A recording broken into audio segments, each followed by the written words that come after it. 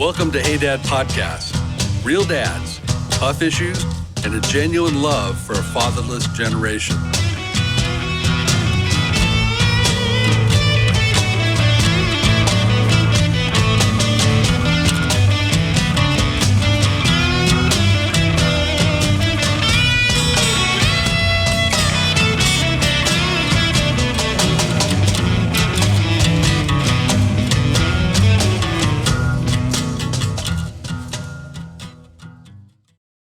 Over there, I just lost it already. Hey, hello everyone, and welcome to Hey Dad Podcast. I'm Rick Rivera. I'm here with Chris Lawler. How you doing? Our buddy Frank, broken down in Bakersfield, blew an engine in Bakersfield. So good luck and God bless you, my brother, and we'll see you on the next one. So today's topic: Christians, politics. Do they mix? Do they not mix? What's our thoughts? Right off the bat, I think this has got to be one of the sorest things to talk about around the dinner table with your dad. Oh, dude, I almost don't even want to talk about this right now, to be honest with you. That's where I'm at, Well, because let me take a step back. I don't want to lose the ability to speak in someone's life over my political opinion. You know what I'm saying? Right. And the environment is so toxic right now.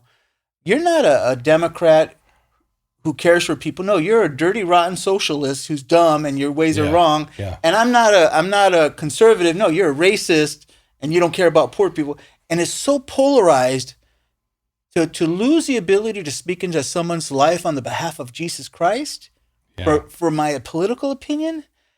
That's why this is a tough conversation for me. Yeah. But why not? Let's authenticity. Both of those and honesty. worlds exist right at the same time, occupying the exact same space. It's true. So our Christian life is right there, but our political life is right there because we're citizens of the United States, a Democratic, Republican. Surrounded by all the decisions. Right. And we're looking at all this move. Yeah.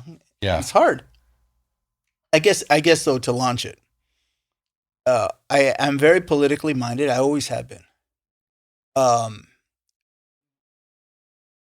That's just how I'm wired that way. Even before, when I was a kid, I remember Nixon's trip to China. I remember the Carter administration, how bad it was, and the giving away of the Panama Canal. Don't ask me why. I'm just bent that way. Mm-hmm. And I'm in elementary, middle school. I'm acutely aware of all these things. So I launched right into having political opinion. I was very conservative. I still am very conservative. But my family was very liberal. My mom, I think she was a member of the Peace and Freedom Party. Yeah. And you were all Democrats, and I got chastised by my family, and it was something else. But here's the thing, though. I am a kingdom child. My kingdom is to come. My kingdom, thy kingdom come, thy will be done. God has my kingdom, and I belong to that kingdom. So I try, and this is I fight with myself over this. I try to live in the kingdom to come that I'm called to. Right. Not get caught up so much here. And because if I lose the ability to speak into someone's life, but then here's the other side of that story. Yet I hear of these emotions coming up, things that are happening in society, teaching our young children about sex, and sexuality and homosexuality, sex and transgenderism and all that to very, very young children. Mm-hmm. Then I get like, well, wait a minute, I'm a man and I need to stand up for society's sake. Right. Men need to stand up to keep society strong. And then I get pulled right back into it and my emotions and all. Yeah. And then I want to go a little deeper, and I apologize, Chris. You guys opened up a package here I didn't want to open up. Then there's another part of this too, though. I don't really think our two major parties are Democrat and Republican. At this point in my life, I've come to feel that neither party really cares about us. What they want to do is polarize us to capture our vote. When they're in office, there comes tremendous power and money from that. Tremendous. You can look at any politician when they started, when they retired, how much more money did they come out with? Right. So I almost feel like the two sides are trying to polarize. Now, they don't care if I stop talking to my brother and we hate each other now because we're on the wrong side of the lines, They don't care about that. They just want to capture our vote. So there's all this, I'll call it propaganda. There's all this exaggeration. There's a lot of things going on to capture me. And it's very effective. Like I asked myself this question. Okay, this is true in my life. I hated Bill Clinton. Hated. And when he got reelected his second term, I was so angry I almost wanted to leave the country. I really, really felt that way in my heart. Then I hated Hillary. Then I hated Obama. And then I had to stop and ask myself, who's teaching me to hate at this level, man? It's because I fill myself with a lot of the information. Yeah, sure. But then it goes both ways too. Why does my uncle hate Donald Trump so much? Right. It all depends on what they're listening to. I mean, let's dispel some of the stereotypes. Most people think that Christians are going to be Republican and conservative and straight down the line, and but the reality is, even in the church, the politics break about the same line as they do anywhere else. There's all kinds of liberal Christians, tremendously liberal, as much as there are ultra conservative Christians. And I remember we're a similar age. I remember back in the Clinton process, Rush Limbaugh was a big deal. And I was listening to that guy driving around my truck every day while I'm at work. And I mean, whole lot younger then than I am now. But man, I got whipped up. You know, Rush was really good at what he did. Right. And he made it funny, and he made it sarcastic, and it made it feel like you're part of my club and it's us against them. All those things were in play. Right. And I got so whipped up about that Clinton reelection, you know, and I even remember them saying, like they say in every election since then, this is the most important election in the history of the United States. Yeah. What happens? The earth is going to crack in half. Exactly. It hasn't cracked in half yet. And when the election was over and all my Republican, side got completely waylaid. I mean, disenfranchised across the board, that's when I realized, man, what a sucker I've been. I let myself get played. Now, it's not that I didn't, I secretly disagree with everything Rush was saying. No, I agreed. But because I agreed, he was able to play me. Yeah. And the main thing is I was listening to him every day, which translated into advertising dollars in his that pocket. Made him rich. Yep, exactly. That's my point. There's this guy out there, Crowder. Louder with Crowder is his show. And he is hilarious, conservative, and he does these things on college campuses, and he's entertaining to watch, very conservative. Mm-hmm. And then he got into a contract dispute. The contract dispute was he was offered $40 million for 4 years, and it wasn't enough. That's when it kind of, the light goes on. It's like, wait a minute. These guys are, that rhetoric firing you up makes them a lot of money. Right. And the sad thing is, though, is I agree with a lot of what they're saying. I'm not against it. But the fact is, do they ever talk about the gross domestic product, tariff tax? They really don't. They talk about the more inflammatory things. Right. The things that are going to get fire in your belly and going to make sure you log onto their show or watch their show regularly. They only talk about the sexiest issues because the more clicks, the more watching, the more money goes in their pockets. Yeah. And this is what I struggle. But I have to admit, a lot of the issues they bring up, I completely agree with. But it wouldn't be effective if you didn't agree. Yeah. They know that. Yeah. And there's a liberal version of the liberals never successfully got a talk radio show going with the same popularity that the right did. Not worth watching. Yeah, like maybe they don't know how to do it exactly, or they didn't have the personalities, but they own all the rest of the media. So all the news media and all the, the New York Times and things like that, pretty dominated by the left. Right. And that's not, I'm not saying that in a derogatory way. It's just a fact. Right. For some reason, they found that's their platform to say what they believe. And, I'm an American, just like you are. If you're listening to this, hopefully you're American. We all have the right to express our feelings and express our opinions. I had a very liberal relative of mine put me on the spot one time, and he asked me, why do you believe what you believe? Why?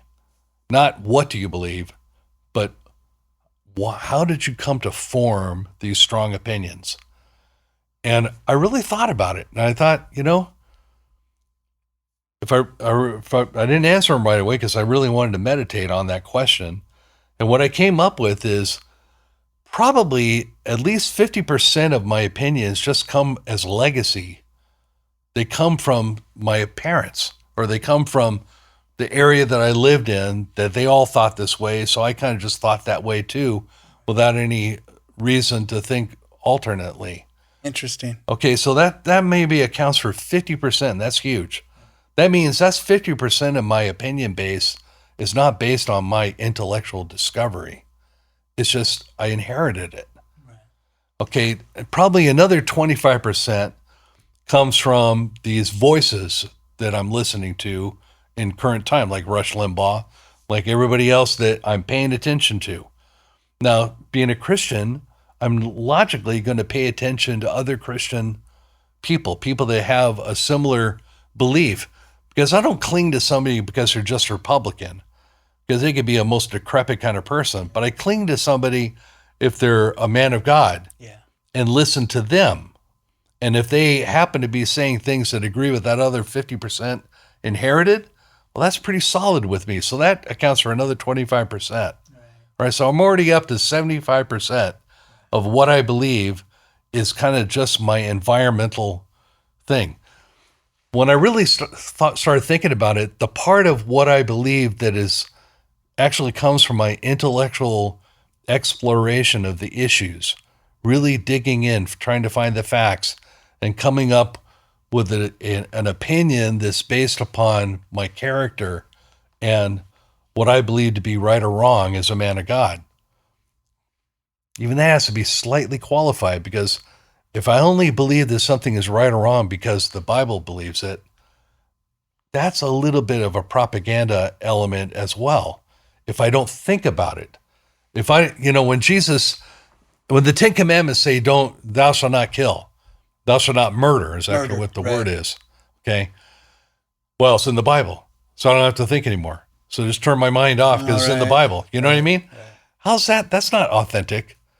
But when he says that, and you really meditate upon it, why is it thou shalt not murder as opposed to killing soldiers in a war, which is killing, or killing an intruder that came in your home and threatening your family, that type of thing. If you really think about it, it becomes a little bit more of a complex and prismatic issue. But if you really give your mind to thinking about it, you can settle on something, a certain level of understanding of why God made that a commandment. And then then your agreement with it isn't simply an automatic response. Right. It's me coming into alignment with the way that God thinks, as much as a limited man can. The mind of God is, understanding big as the universe. God's plan and the whys of what he said. So I'm going back to my math, and I finally realized the intellectual part of my deciding what I believe, it's about 15%, 10 to 15%. That little bit is me doing the work to really think about what is good and what is bad. It's funny, Chris, I come from I've thought about this. It's funny you bring this up, because I came out of a family who was politically unaware, but called themselves Democrats. My mother was peace and freedom, but she wasn't like, beret wearing, running in the streets. Mm-hmm. She wasn't that way. And then she really wasn't in my life. But it's funny. Poverty brought me to being conservative. I've always watched people. I watch people's interactions. I watch how they respond, social cues. It's always fascinating, man. I'm always paying attention to the details. And the thing, it's funny. There was like one lesson, like in East LA. I fought a lot in East LA. I don't want to over exaggerate it, because it's not all like what the gang movies show. It's not that bad, but kids do fight a lot. And it's like, you fight because this kid figures you're not welcome in the park. You own the park, dude. Like, so you're fighting just to carve out your little space. You're not trying to hurt anyone or dominate. Right. So this little machismo thing's was very alive back in the 70s and 80s. And so But anyway, in that, what I've seen in that is bullies rise up. And when a bully, who usually someone who's really a horrible person, violent, mean, beats other kids up, and then that bully starts getting friends around them. And that empowers them. And these little lackeys that do their bidding. So they're not quick enough to catch you if you're running away. One of those little lackeys will catch you and hold you down to the other ones to get there. You know, that kind of thing. Right. And they start getting more and more ruthless and more cruel and more mean. And eventually a kid who doesn't like violence has to stand up, walk across the street and punch that kid in the face. And then that brings everything back down to normal. You know what I'm saying? Like Billy Jack. Yeah. Yeah. Look up Billy Jack. It's a waste of your life, but it's funny. But so every once in a while, a person who doesn't want to be violent has to be. And it brings, but when that transcends to when I hear politicians talk about a strong military and it's necessary, I feel like poverty taught me, don't be naive. Evil is evil, and evil's out there. And evil grows on itself. So when you say, oh, why, love, not war. No. I could have went across the street and hugged that guy. Guess what? I would have got beat up for it. You know what I'm saying? Like, don't be naive. So it made me, when I heard politicians, I'm talking at a young age, talk about strong military and what did it say? Prepare for, peace through strength? That resonates with me. And I think that takes total, but where did I learn that? I learned that on the streets of East Los Angeles, and the same thing with poverty. When you lived in poverty, you have an insecurity in you. Like, you don't feel so safe. Like, things can go south. Yeah. One job loss and the family's worried about getting thrown out. You know what I mean? Like, you're 1-2 paychecks away from catastrophe. And when you're like that, you start becoming more sensible with money. So when I start hearing people promise all these other people money for this, money for that, buying votes with our money, that bugs me. I like to be financially conservative. If I make this much, I'm going to spend this much. Right. When I lost my job, guess what? My kids aren't in karate anymore. They're not in dance. You know what I mean? You live within your means. So when someone stood up and talked about living within their means, it resonated with me. Yeah. But all came out of poverty, though. We had the privilege of living on the tail end of a conservative era. Yeah. We kind of came into our teenage years in the mid 60s, maybe the early 70s, right in that period of time. And that's when things were turning. So during the period of the Vietnam War, we arguably had the biggest and baddest military on the planet. Mm-hmm. Best weapons, best planes, best bombs, best everything. But yet our military lost that war because we weren't strong mentally as a nation. We became conflicted. And it's like a person. When a person gets conflicted and part of them thinks war, the other part says no, peace, love, and they can't agree, you call that schizophrenia. Yeah. And our nation became that way. Yeah. And so therefore it didn't matter how powerful our weapons were. We didn't have the decisiveness or the clear vision, moral vision of what to do with it to simply end that conflict and go to someplace. We didn't even know what we would do if we did win it. Yeah, I know. That's a shame. Yeah. We didn't know. What are we going to do? Put this guy in power that's already been corrupt? Right.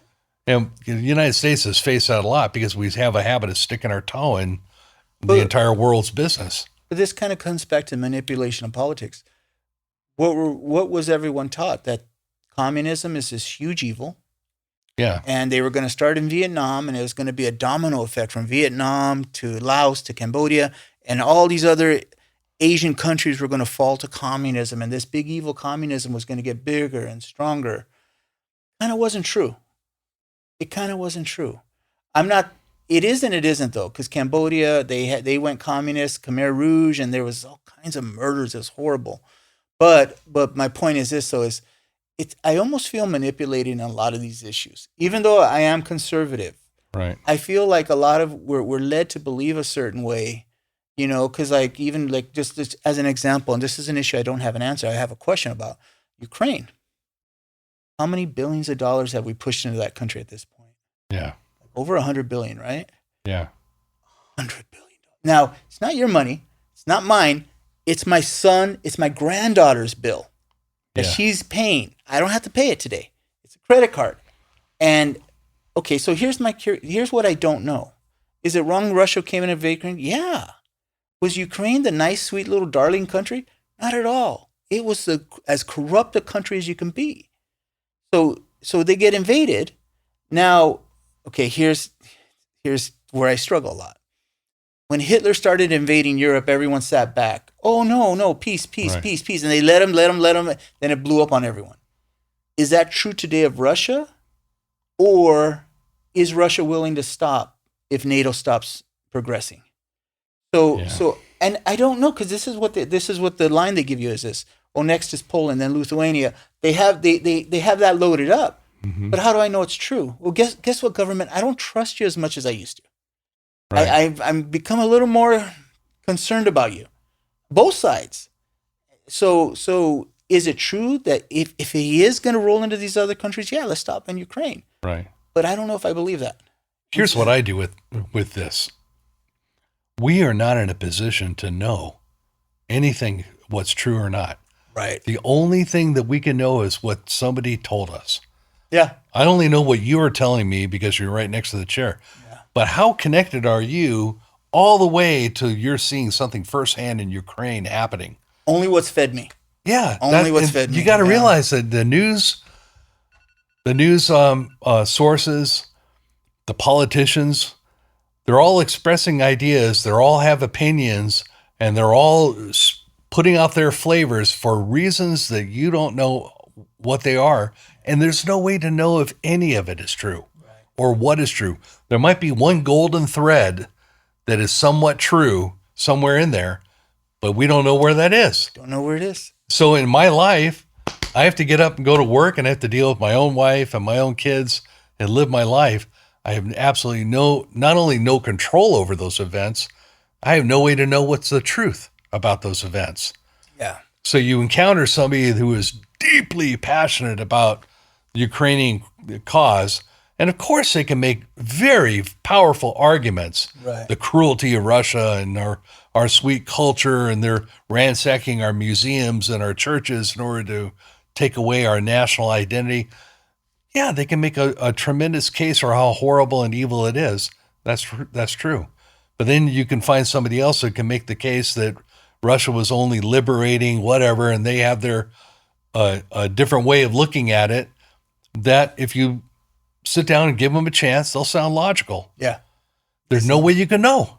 Yeah, exactly. So in the end, as a Christian, how do you navigate that? I think in the end, you have to sit with your own morals. That's number one. And then what Frank would say, our good friend who's not here today, I love his saying, bring it home. Bring it home. Because the only thing that really matters in your life is what you're doing with the people that are immediately within your circle. The ones that you control, that's your own kids, your own wife, your own friends, your own church people. That's your world. It's almost as if those are the only people that exist on the planet, and everything else are just props. It's true. Everything else is just set dressing. It's true. Because that's where you're living your life. You're living your life amongst this, maybe, if you're lucky, 100 people. You know, it's funny. I told my wife that recently. I said, for all as hyped up as I get, I don't know one person who believes in the Antifa way. I don't know one person. Who believes that you should have an abortion up to 9 months. Mm-hmm. As up as I get about these issues, they don't exist in my reality. Right. They're going to find them. They're going to find them all gathered together in a city in Portland, in Oregon. They're going to find them over there, and they're going to flood the media with it. It's going to feel like it's all around you. It's not all around you. You're around me. Mark's around me. You know what I mean? Like Frank said, bring it home. This is my reality. But I wrestle with this issue, and I don't have a solid answer other than I will surrender my right to have a political opinion as long as it allows me to speak into people's lives. Because I don't want to lose the ability to speak in people's lives. Because at the end of the day, it doesn't matter if you break Democrat or Republican. That's not what's going to matter in life. It's whether or not you make this arrangement with Jesus Christ that restores you into relationship so that you can rise out of this mess. Yeah, exactly. Because we're kingdom children. Yeah. I love America, guys. Don't get me wrong. And I love this country. but I'm a kingdom child. I'm God's child. When you said that really resonated with me, because when you're a child of this world, not a kingdom, but the kingdom is actually the earth, then you're a member of one of the teams that's playing with the ball, and the football is the earth. Okay. And we're trying to drag the earth this way. They're trying to drag it this way. Right. And they're all fighting over a limited amount of resources on this one big blue ball. When you're a kingdom child, the kingdom of the Lord, then you're dealing with somebody who has unlimited resources, unlimited ability to make things right. Not so you don't have to struggle. Well, if he gets it, then I don't get it. That's the math the world is always arguing about. What we say is that if you don't have it, ask the Lord, because you have not, because you haven't asked. It's a very different math. It is. And it's a math that leads to peace. That's why I put my trust in the Lord. And my mind's at peace because my mind is in the kingdom to come. And it brings me a lot of peace. Yeah. And you see things differently too. Like when I see the highlights on the war in Ukraine, I'm not all, that drone got him. I'm like, man, how many young Russian men died there? Who's going to tell their mother? Right. And again, I believe in defense. I'm not a pacifist. I am firmly convinced violence is needed, unfortunately. And it's because this world is ugly. Man's nature is not naturally good. It's naturally evil, and it could descend into horrible places. Mm-hmm. So I'm but when you see people through the eyes of God's love for them, and that there's a mother who's going to be heartbroken, there's a boy who's going to come out without limbs over this, you know what I mean? Like, you see things different. It's really more of a God perspective. Yeah, changes the whole picture. But dang, I'm going to have to blow. Oh, okay. We're running on long anyway. There she is. Hi, babe. I'm on the way. See? Married life. Okay. I'm on the way. Bye. Okay. Gotta go. Okay, we're going to call it there. Yeah. Pray. Lord, give us wisdom, Father. Help us to understand these issues, what to stand up for, when not to buy into, Lord. It's very confusing. It's very complex, Lord. So, Father God, I pray for wisdom. I pray for peace. And I ask you, Lord, to bless this country, Lord. In the name of Jesus Christ, we pray. Amen. Amen. Thank you, guys. Take care and see you next time.